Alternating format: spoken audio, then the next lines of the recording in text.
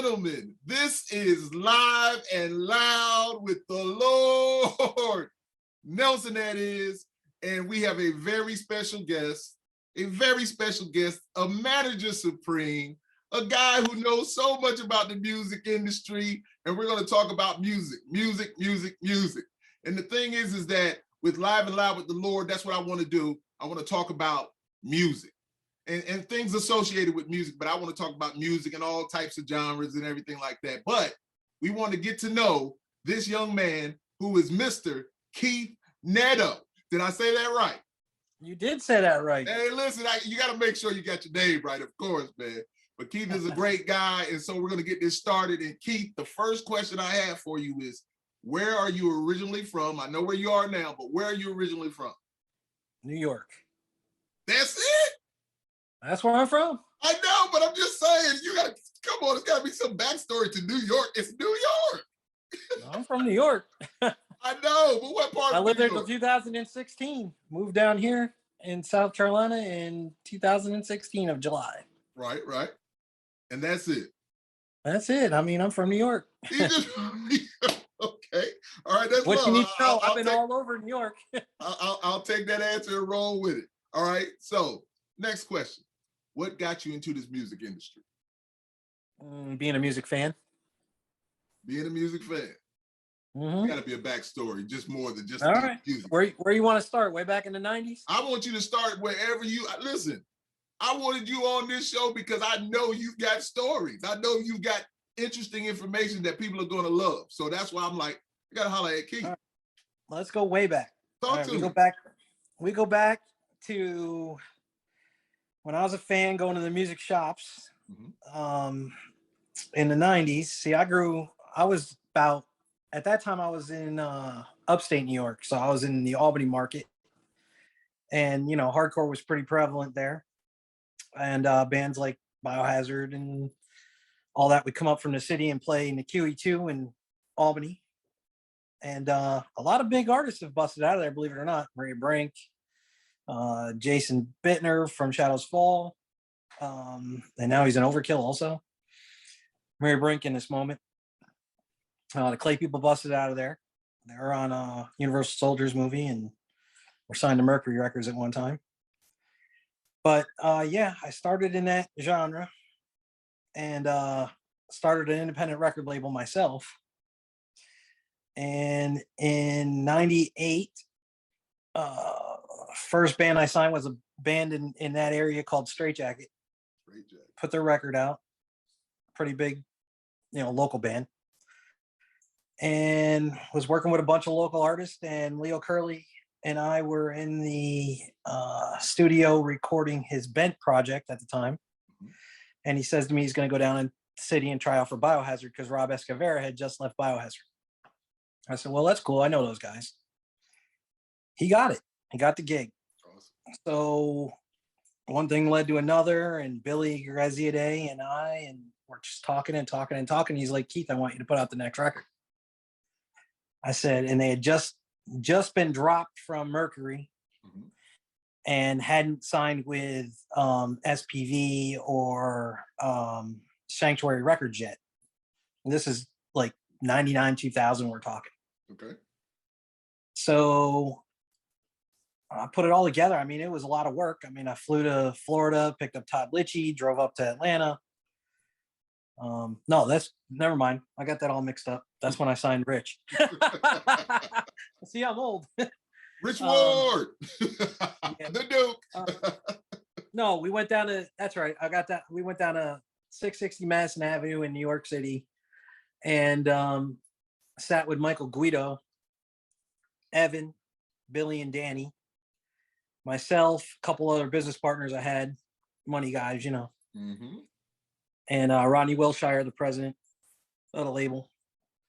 And because I was the business manager at the time.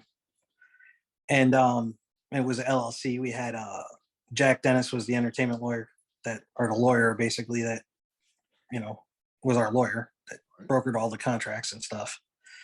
And, we signed Biohazard for Tales from the B-side. And Todd Litchie again did the artwork for that one.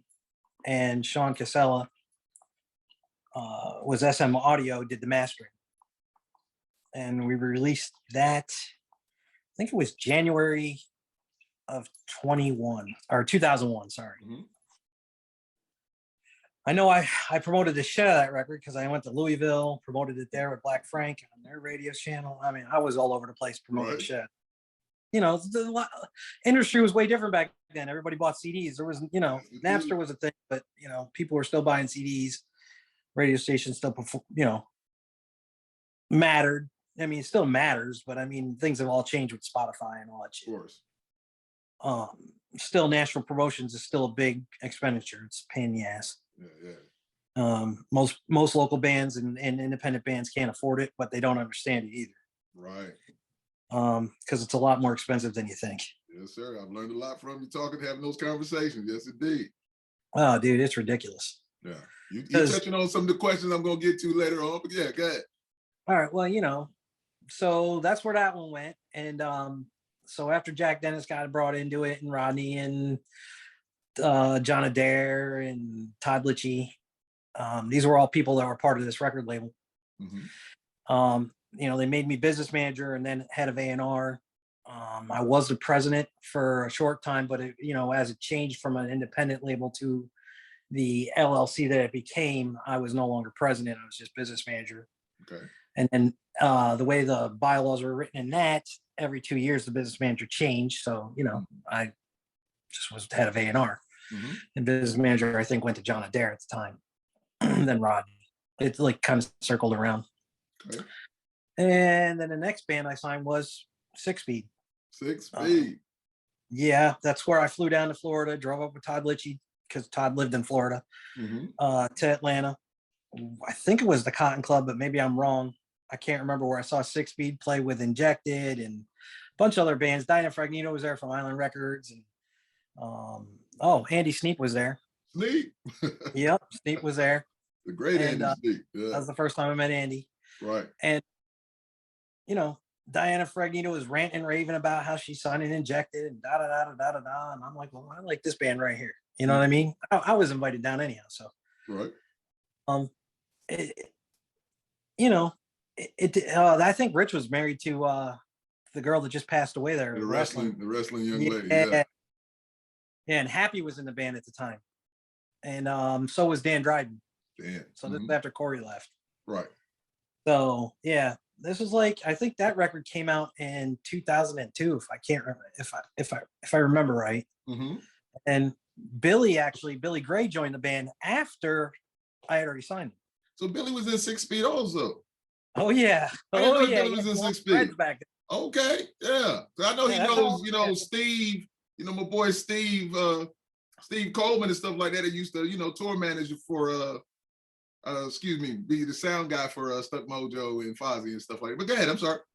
Okay, all right. Yeah, so yeah, because Billy had the dreads in Six Speed, and shortly after that he cut them all off, and that's when he joined Fozzy. Really? The first time. Yeah. Yeah, and Sneap was in Fozzy also at the time because he used to dress up like that night.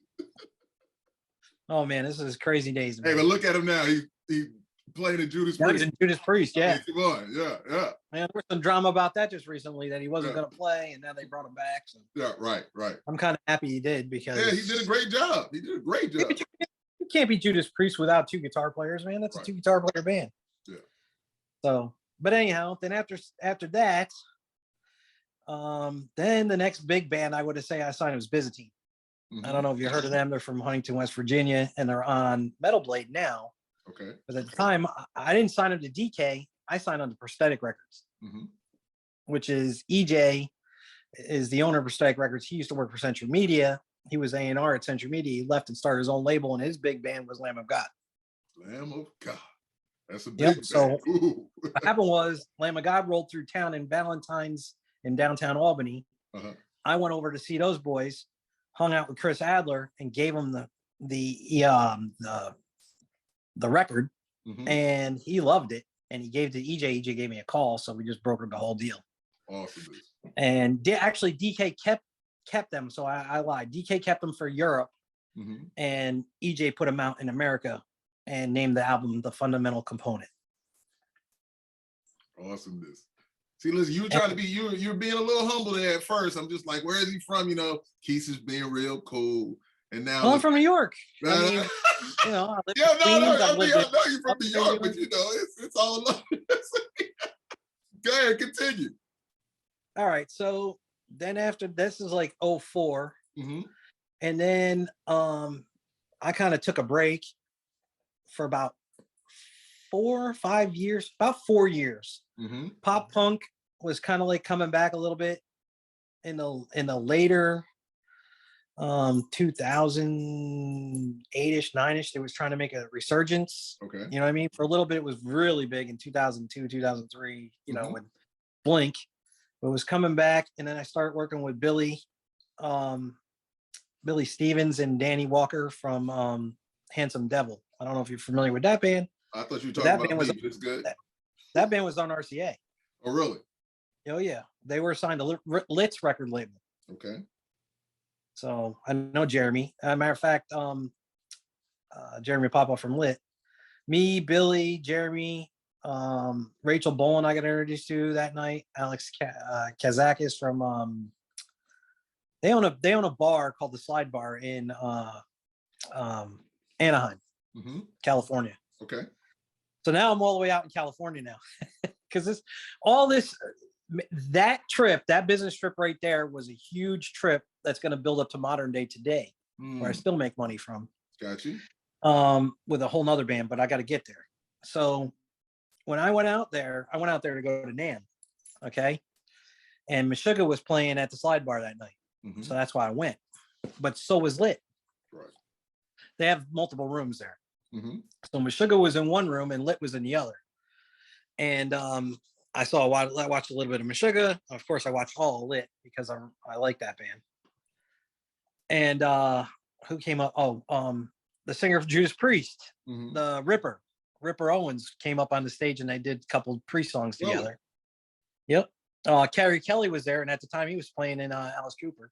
Oh yeah, man, that was a fun night. But meeting Rachel, that was kind of cool for me because, like I said, I started as a fan. Right.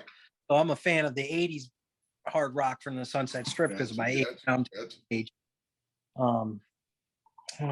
So I'm 54. I'll be 55 in July. So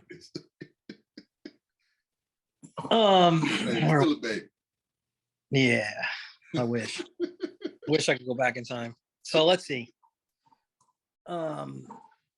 Yeah, so making a long story short, I went out there with Dusty Winterroad, who plays with Billy Gray, by the way, right now, currently in a band called Tattoo the Scars. Right. And which is, you know, when Billy's not playing in Fozzy, he's doing that as much as he can. Right. In fact, they're writing some songs right now. And they may be on the hunt here for a singer because Marcus, I don't think Marcus is going to stay in the band. But I'm not sure. Yeah. It's not that he doesn't want to. I mean, it's not like he's totally out. But this is why they haven't really done anything in about a year because his son had passed away. Oh, okay. Yeah. Sorry to hear that. That's a lot of people don't know this. I mean, they came out on Octane with Bridges Burn, and then I'm all over the place, ain't I? No, good. They're still good. No, you're good. And then they had another song in 2020 called Cheers for the Tragedy that did well on Octane. And then the tragedy did strike Marcus, and you know, they gave him about a year, and they just tried to call him again, and you know, it may happen, it may not, I don't know. Right. But yeah, so difficult. We'll see where that goes. Anywho, life gets in the way of the best laid plans.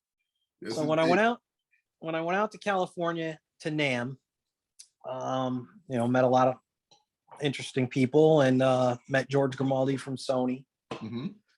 And at the time I was and this is like 2012, 12, I think. I was managing Allele, which was where Dusty Winterroad and Wally and Kelly Hayes from Cold and all them were in a band. But it's pretty funny. In April of 12, so in January that year, that's when we went to NAMM. Okay. And I met with George, and we gave him some songs, and he took him back to Kelsey DeWald at MTV. and Joe Cirillo at MTV. And so there was a label called Hype Music, was just started by MTV, I don't know, a year before, maybe 2 years before.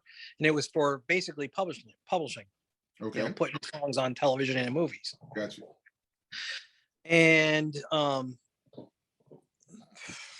in April of that year, Kelly pretty much threw himself out of the band. I don't want to go into what he did, but he didn't do something nice.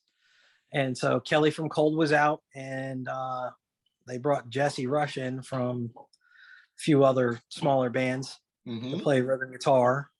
And in June, was it June? It was Rockville. Welcome to Rockville. I get a call from George, and we got the deal. So we get offered the deal, and about 2 months later, after Rockville, they get the actual contracts, and we sign the contracts. So then they got to rush in the studio. So I'm having meetings with the band in person, and we're talking about, I'm like, so what are we doing about Kelly's royalties? Because Kelly wrote on some of that stuff, right? And Wally's like, screw Kelly, I don't care. He's not getting nothing. Wow. Well, they re-recorded, so Kelly's not on these songs. Okay. Hey. But he wrote the originals that were produced by Ben Siegel, who did Drowning-Pool's first record. So, but Closer to Habit, Stitches, I think it's Tightrope, and Immune, and there's another song I can't remember right now. All 5 of them got published in the Sony's publishing house. Sony Publishing, right? So I mean, I still make money every year. Twice a year I get checks from them. And because they get big things, and this year I was shocked because they don't tell us what they're doing, they just do it because they have the rights. Right. It's clear for them to do whatever they want with those 5 songs forever. But they pay us. Right. Well, I'm a big fan of Cobra Kai, right? When season 4 starts this year, I turn on episode 1, and what do I hear? Closer to Habit. So I can't wait to see my check in July, baby. Because how many big as that is, wow. It's like it's just like getting paid for streams. So if 1 million people have streamed that song, right, can't imagine what my check's gonna be like. So I'm happy, man. But of course, Sony gets their 50%, so it is what it is. And then the band and I have it, split up equally amongst each other that actually played on it. And Scooby from, he's big friends with Ray Luzier, and he lives in Nashville now. Ray Luzier from Korn. But Scooby, used to be in the Nixons, and that's how he knows Ray, because Ray and Scooby were both in the Nixons together. Yeah. And oh man, and Billy Sheen's always over there. They're always jamming together. It's funny. But I'm sorry, man, I drink. No, man. I could just ramble on, man. No, listen. Honestly, I know just from the conversations that we've had, you have a wealth of knowledge of what's going on, and that's why I was just like, yes, indeed, I wanted to have you on. I mean, listen, of course, we'll run down the questions and stuff like that. Yes, because of course you could continue to talk about, a lot of great people, a lot of big people, in the industry. You do. I mean, it's just oh well, which is love. I mean, every band that is out there has somebody behind them bigger than you can imagine. Right. That's got a name. I don't want to get into the Fozzy politics, but without Chris and without the money he got from certain people, certain ways, and the stuff that he's doing now, think about where they've really fought and claw. I mean, a lot of people think Fozzy's a band that's been around 5 years. Fozzy's been around 22 years. For a long time. That's right. Yeah. They put that work in, most definitely. Yeah. I mean, it's business.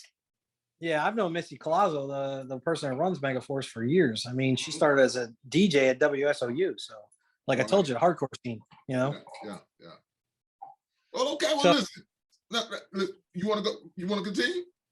Yeah, no, go ahead. I'm kind of gone all over the place. We're good. We're good. I thank you. I'm glad, because it's so interesting, and I know people are going to be like, wow, man, getting into just the knowledge that you have is a lovely thing. So let me ask you this. You kind of touched on it. I know you managed the Lil. managed me for a little bit, Bones for a little bit. What other bands have you managed? Currently, well, let's see. I did Year to Locust in 2019. Put them on tour with Tesla. That was fun. That was real fun. Billy Gray actually played on 5 of those shows or 4 of those shows. Their one guitar player got in trouble. Had to go home. I just met Billy for the first time when Fozzy was here in Columbia. You're breaking up, but and we had a great time meeting all the guys, man. It was a good thing. Go ahead though. Yeah, that's cool. So yeah, I went over to actually me and Dust. So they were here. Dusty, I had playing drums in that band because their one drummer from California was a flake. Mm-hmm. And they recorded in Nashville with Brett Hessler. Okay. From Creed and Dark New Day. There's that Corey Lowry connection right there, huh? CeeLo. Mm-hmm. I love Corey. Yes, sir. Awesome dude. Great human being. Yes, sir. Had some fun times drinking some Jaeger bombs with Corey Lowry. So anywho, me and Dusty, they played in South Carolina at Myrtle Beach at the House of Blues. House of Blues, right? And that's when Chevy basically said that he had to get back home to Georgia. Okay. So the band went one direction. I took Dusty in my truck and we went over to Billy's house to pick him up. Mm-hmm. Picked Billy up, and then we met up with the band in, I think it was Nashville. Okay. Or Georgia. Or it might have been Atlanta because they played Buckhead Theater, I think it was. Okay. And then they played Ryman or vice versa. I can't remember. And then we went down to Florida and played the House of Blues down there twice. So Billy played 4 shows because that was the end of the tour because it started. I wasn't even with them on the beginning of the tour. I just jumped on in South Carolina. They were up north. They were up in Chicago and Pennsylvania. They were all over the place. You know what I mean? It's the month of February of 2019. Way before the COVID happened. Right. Indeed. So next question though. What's the most exciting show you've attended? Whether it be management or whether it being just a fan back in the day, what's the most exciting show that just see? And I know you could be everywhere right now. I'm always a fan first. Okay. So I'm gonna have to say Kiss. Kiss. Woo! I mean, come on, man. The stage show, the stage presence, all that is just. I know a lot of people that I know, they love Kiss, and of course, we kind of grew up Kiss. I'm a 70s Kiss fan, so. Yeah. Indeed. Okay. Really my favorite. So, okay. What still drives you about the music industry when it has changed so much? The music, just the people. Mm-hmm. If I believe in a band, I throw myself 100% into it. Gotcha. Mm-hmm. and it bothers me when I fail. Life lessons, though. You learn. Yeah. Sometimes the artist doesn't learn though, and you try and teach them the best you can, but sometimes they just don't get it. It happens. It's okay. Okay. So you just said that. I'm gonna get into. You know what? I'm gonna go to that question first, since you just said that. What's the worst and best thing about being a manager? When you succeed, like with Allele, where they're getting paid, not even a band anymore. Right. So Allele's not together anymore. No. I remember you were going real hard with Allele, a few years ago. It was like, massive. We talked about that. Here's the thing with Allele. They kind of went back to being a local band. They broke up for a while. Then Dusty went back in the band. I got my buddy Joey in the band, actually, in a roundabout way. Mm-hmm. I've known that kid since he was like 16. He lives in Florida now. Right. He was from New York. Wally actually can't sing anymore right now because he's got hurt and his voice is kind of like something's wrong with his voice. So sorry to hear that. Yeah. So that's last I heard. And there's some animosity in that band about different members and stuff. So okay. Yeah, it's pretty much not a band right now. So yeah, I mean, it is what it is, but they're still happy every time that their music's on television, I guarantee you they are. Yeah, I was just talking with Blaine from Nashville Pussy, and because I wanted he and Ryder to be on the show. And they have on a new show on HBO. I can't remember which one it is, but they're playing one of their songs. What's this? What's my wrestling guy's name? Not The Rock. He's acting John now. Cena. John Cena. So in that new John Cena joint, yeah, they've got the music was playing. So he sent me the link. I was just like, oh man, that's awesome. You know what I'm saying? Hopefully they got a publishing deal where they're getting paid. Hey man, I believe so. When Blaine sent it to me, I was like, oh man, still being managed by Jeff? I don't know. Ask him if he's managed by Jeff Keller still, and make sure he gets paid. Yeah, I got you. All right. So listen, has social media helped or hurt the music industry? In your opinion?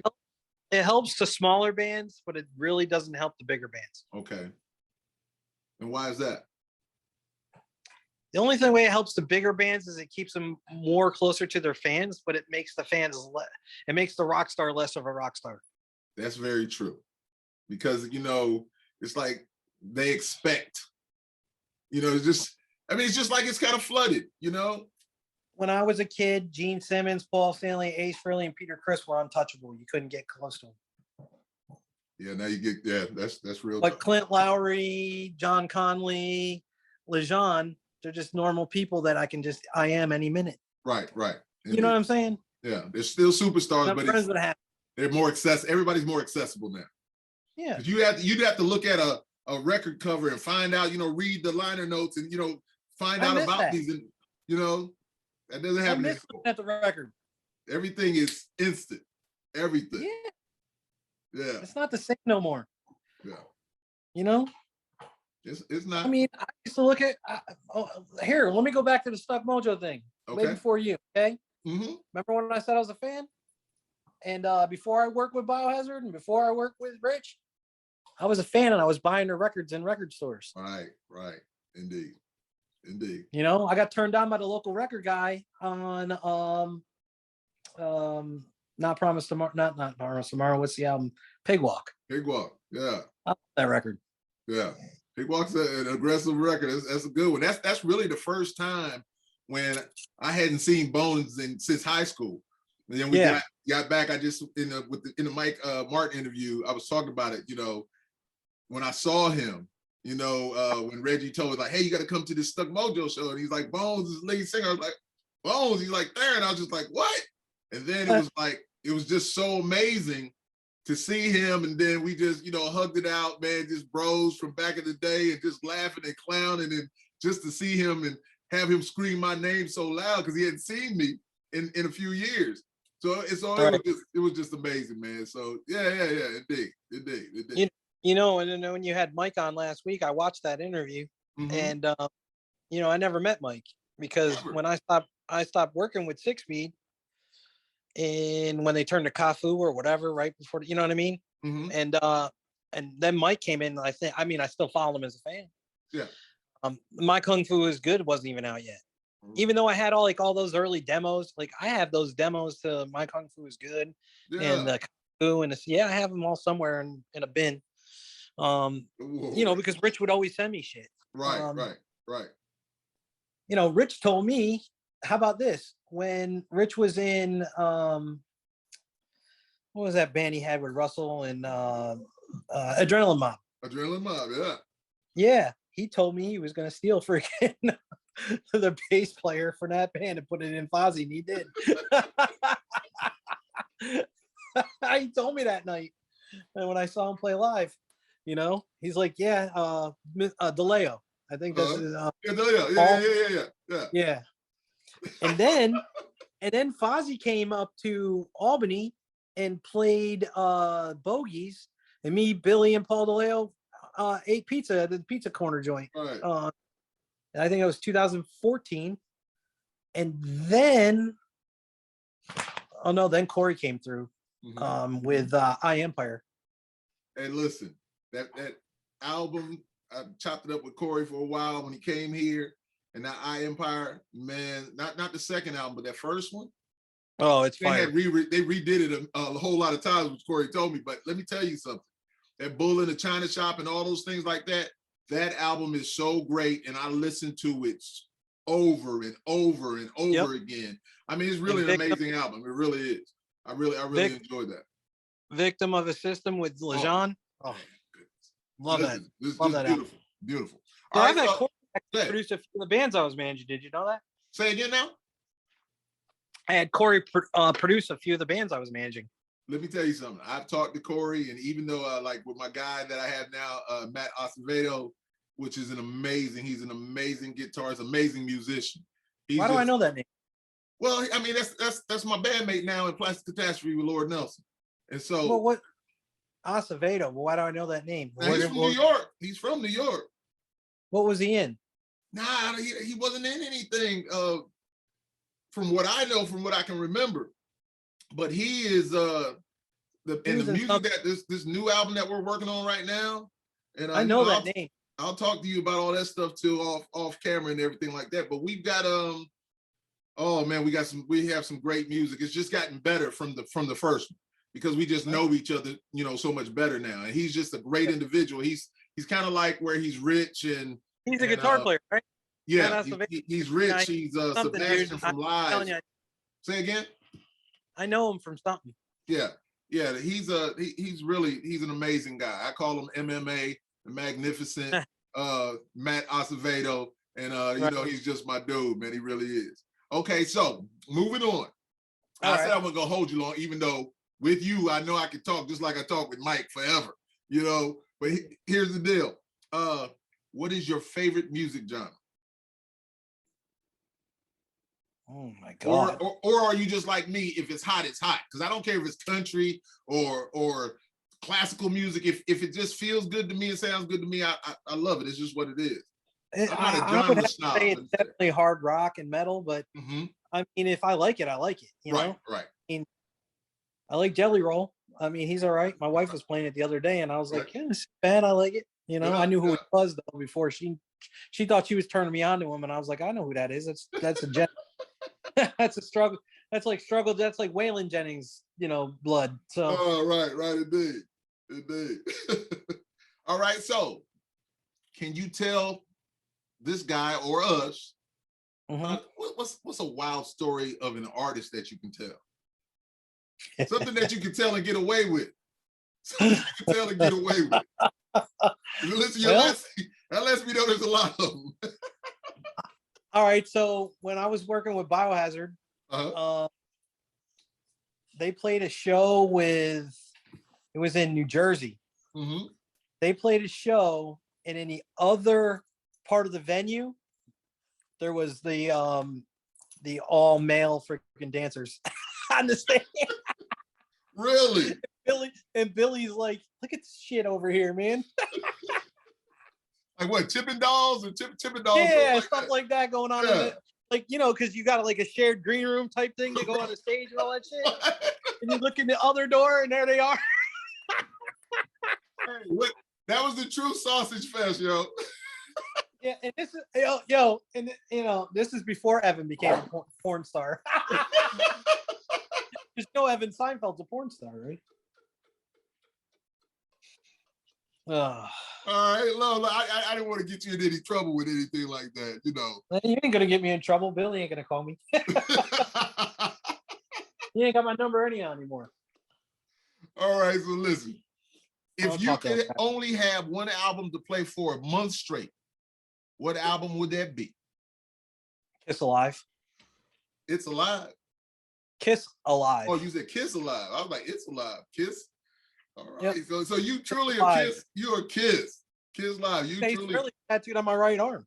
Hey, I have a friend that's a drummer, and he's a chef also, and he did something for my father's 80th birthday, and he gave me this Kiss out. Yeah, which one? I'd have to go get it. But older, it's like the Jericho. One. It's an older one. Jericho likes the 80s Kiss, you know what I mean? Yeah, it's an older one. Like 70s? Hold on. All right, he's gonna find it. I know where it is. Okay.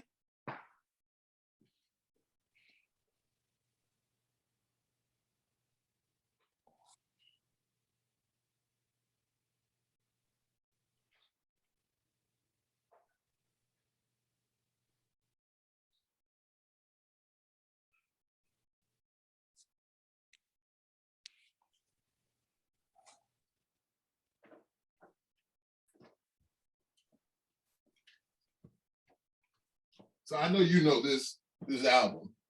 Oh, I'm sure. Oh, Love Gun. Yeah. So That's 77. I love that album. hey man, so he Eddie just Kramer. gave it to me. He was just like, listen, and then he had a story behind it. And Okay. I can't remember what the story was, but it was a beautiful story because he loves Kiss. And so we just topped it up about it, man. So you saying that is an amazing thing, man. So Kiss, the I mean, album we all grew up. Kiss was so big to us when we were young, man. yeah, those 3 albums right there. All right, so you had Kiss Kiss came out in 74. Mm-hmm. I was like 7 years old. And then you had Hotter Than Hell come out later, 74. So they put 2 records out the same year. And then in 75 of like April, they put out Dress to Kill. And that album actually has Rock and Roll Night on it. But they didn't pop off until their live album came out in like late summer of 75, which is Alive. And Eddie Kramer produced that. Right. Alive. He also produced Love Gun. And he also produced Rock and Roll Over, which is the album with Dr. Love on it. Okay. Dr. Love. Right. And Beth was on Destroyer, which was Bob Ezrin, which is the album before that. So those, like that album there, Love Gun, Rock and Roll Over, and Destroyer are what makes up Alive 2, which is still a great album, but it's just not as good as Kiss Alive. Kiss Alive, they were still raw, hungry. Energy was a lot, you know. I mean, they were just, by the time Alive 2 came out, they were conglomerates. You know what I mean? They weren't young and hungry anymore. They were freaking multimillionaires. They're businessmen. Well, Gene and Gene definitely rock stars. Yeah.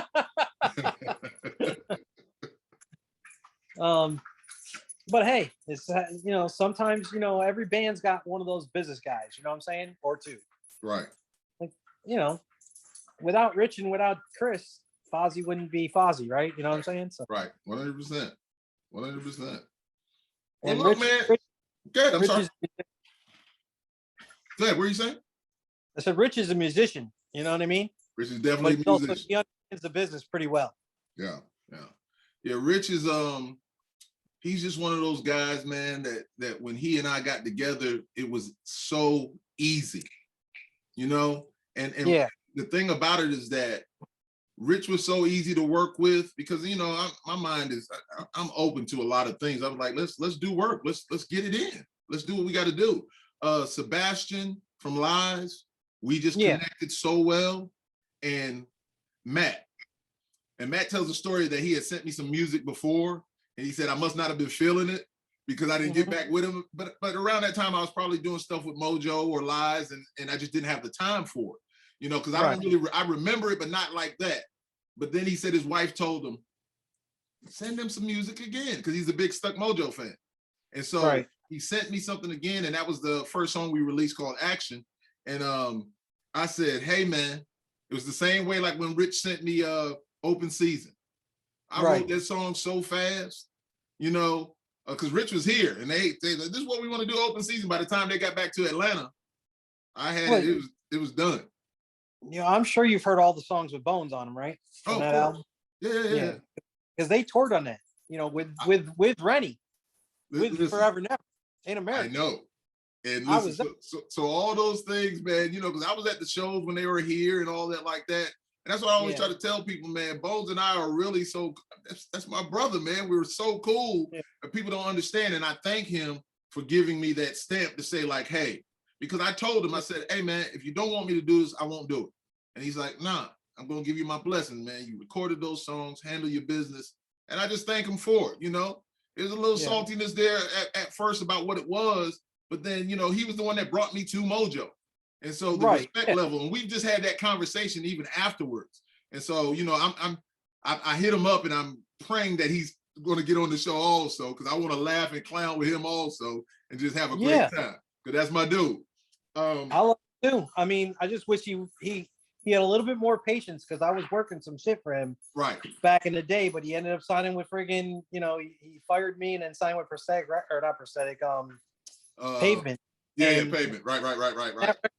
That record could have had a better launch, bro. Which one? The one in 2011, 12, whatever, when he put out the one with Godshine and right. Broken Island. Oh my God, I love that song. Right, indeed. Yeah, I used to go to original Broken Silence with what's his name on drums? The one that was in Wayne Static's band. Yeah, when he was with 420, Bevan Davies. When he had the 420 Monks, he had a song that I think made it on that the other song that's the price you pay, I suppose. That was like one of my favorite joints. And Let me tell you, just laugh and clown about it. I was just like, hey man, I love this song so much. Byzantine, that band I signed at Prosthetic Records, Mm-hmm. and NDK played with 420 Monks in Huntington, West Virginia when I went to sign that band. Wow. Yep. Yeah, anything that Bones is gonna do, man, I'm gonna support it no matter what, man. I love him. And then he did that album with Bobby. Right. A Primer 55, right? Yeah. And I thought but once again, you learn so much stuff about bands and all the different personalities. I just think that my thing now is that I'm more in control of kind of what I'm doing and how I feel about things and my direction. Now, once again, Matt and I are just on the same level. But the thing is that I let him do what he does. And what he does is create music in a great way, just like Rich did and just like Sebastian did and Big Steve did, because I didn't know Big Steve played guitar until he was like, hey, with the No Power, No Crown project. Yeah. But I've just dealt with some great people, and even the new lead singer Mojo, Robbie J. Fonts, a great guy. Hopefully to get him on here also. Say again? He's a wrestler too. He's a wrestler too. Right. Listen, Robbie, he's a character, man, and I love it. I just love the fact of him being who he is, just him being him. Yeah, that last Mojo record was pretty good. I mean, Billy turned me on to it. He's like, hey, don't sleep on this. Right. And I listened to it and I was like, yeah, it's good. It ain't Mojo to me, but as I tell everybody, it had Mojo sound to it, but it didn't sound anything like Stuck Mojo to me. Right. I'm like, no one could really, there's no way to replace the original. Bones. You just can't do it, and that's why I went into it like, I'm just gonna be me. I'm definitely not Bones. I'm definitely not. You can't, we're totally different people. Totally. But you were close to, you guys were closer to Mojo with you than with Robbie. Robbie brought a whole different, and nothing against Robbie because it's a phenomenal record. Yeah, Robbie's great artist. Yeah. And he's got his other bands also. So he's busy. Well, he wasn't Repentance with Sean Glass, but he quit that band. Yeah. Sean's got another singer. Sean's cool, dude. He used to be in Soil, by the way. Really? Yeah, Sean Glass from Soil. Yeah, him and Tim King can get along. Tim King is one of the big guys over at Pavement. So let me ask you a question. Because we could continue going on, but here's what I want to know. I gotta have you back, man, to where we really sit down and really, really get into some stuff. Because see, I know you got so much more stuff that we could talk about, and I know people would want to know. You've got stories, you got history. Oh, tons. Yeah. I know. So those are things that, man, you got to be a reoccurring guest with me, man. Yeah. I pray that you can do that. I give it 30 minutes with Keith. Hey, I love it. That's fantastic. It's fantastic. So quick 30. Quick 30 with Keith. I like it. King Keith Neddo. Hey, it's all love. So hey, all right. So I think we're gonna go ahead and end this right here, man. This is gonna be the first one. I probably next week I'll go ahead and put this out, most definitely. And you done with all the questions, or I'm done with all the questions, man. The only thing that I have here is you wanted to plug something. So I want to make sure I didn't forget that. I wanted you to go ahead and plug what you had to plug for the people and let them know what's going on. I'm looking for a rock singer. So I need a rock singer for a project I can't name.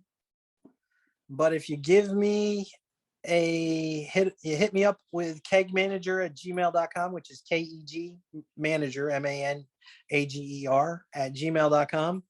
Hit me up, say you're interested. This project has funding and is going to go pretty far this coming year. So any specifics? Any specifics for the singer, woman, man? I would say clean vocals with a little bit of rough screams. Maybe genres of like Bring Me the Horizon / Asking Alexandria style, something like that. Maybe or just bring it. I don't care. Hit me up and I'll send you a track that you can work on. Okay. And so man or woman? Preferably man. Preferably man. But I won't pass up a woman. I mean, if I send you the song and you sing on it and the band likes it, they want to hire you, you're in. Awesomeness. Awesomeness. All right. So now, if you're finished with that, and yes, sir. I'm gonna put it out there to the people. Let them know that most definitely. That's lovely. Yeah. Let's give them all your social media stuff and what you like them to know. I know you gave them cake, but give them all of that. Well, I mean, I really not online really anymore. Not on there like that. Nah. Nope. So if they want to reach you, and we're talking about what you just plugged about looking for the rock singer, so they can get you at, say that again. What's at Keg? Keg, KEGMANAGER @gmail.com. I've had that email for a long time. The KEG stands for Keith Entertainment Group. And I was managing a bunch of artists back then, Levitica, I don't know, from Australia, a bunch of different bands. Right. I forgot all about Levitica. 2016, had her on a big radio promotion tour. She was in that movie, or her song was in that movie. That's right. Yes. What happened to them? Levitica? She went back to Australia. She quit music for a long time. She got married a couple different times, I guess, and she's back in Australia. That's all I know. And because that was big, man. You were really working them. You were really working them, buddy. When I told you, when I believe in something, I go all the way. Yeah, all the way. Wow. Well, listen. I also worked Cyberstar too. Remember that? I got Jeff Keller to manage him. Yes, indeed. It's day to day. He was like the business manager, and he got him a deal with D Spot Records, and that was Jason and Billy and Dusty and Jason from Ground and Pool, and they got 3 songs out there on YouTube that you can hear. But they had the deal, and then Paul Gargano cock blocked Jason from signing the deal. So, hey man, nothing against Paul. I mean, business. The business, man, the business, and that's the thing that you have to learn, man. It's about so much business. It's the all things business. that go on. And here's another thing that these young bands need to know: if you don't let your song get exploited, you're never going to grow. Right. What I mean by exploited is taken advantage of by the biggers, the people with the money. Yeah. You gotta give it up, let them make you big, and then you take it back. Kind of like Nonpoint. Think about it. Yeah. Nonpoint signed to MCA. Yeah. Didn't really blow up, right? What a Day, and the tribute song, with the I always call it the Ed Lover dance, but that was was in that song. Mark the 45 King got that sample. Yes, indeed. They did all right with themselves on MCA, but then MCA folded, and then they got picked up by Bueller Brothers, but then they blew up with Bullet with a Name on it, right? Yeah, love Nonpoint. Nonpoint's dope, man. Yeah. Well, think about where they are now. They're running their own record label. Yeah. Indeed. They don't need anybody else but themselves and their booking agents. Yeah, you and I gonna talk, man. But last thing I want to ask you before we get out of here. Yeah, go ahead. I don't think a lot of people understand how much does it cost to break an artist or break a record? And this for the independent people out there that don't really understand. To go national? Yes. At least $100,000, at least. And you know what's so wild is that I was just listening to an interview with Beehive in Atlanta with Wendy Day. Mm-hmm. And she just said exactly what you said. She said, they don't understand. It takes $100,000. At least. At least. And here, let's rewind this back before social media, and let's just compare it to when Limp Bizkit busted off with Nookie. Mm-hmm. $1 million went to radio to make them as big as they were. But that was Jordan Schur's money. Yeah. You got to think about Jordan Schur, and that's the guy behind E right now. I keep telling my son. I keep telling my son because he's so talented. I just every time I look at him and just seeing his growth since he stopped playing basketball, he really got into it. And just like, I'll send you the champion thing, and he's doing some video treatments for it right now.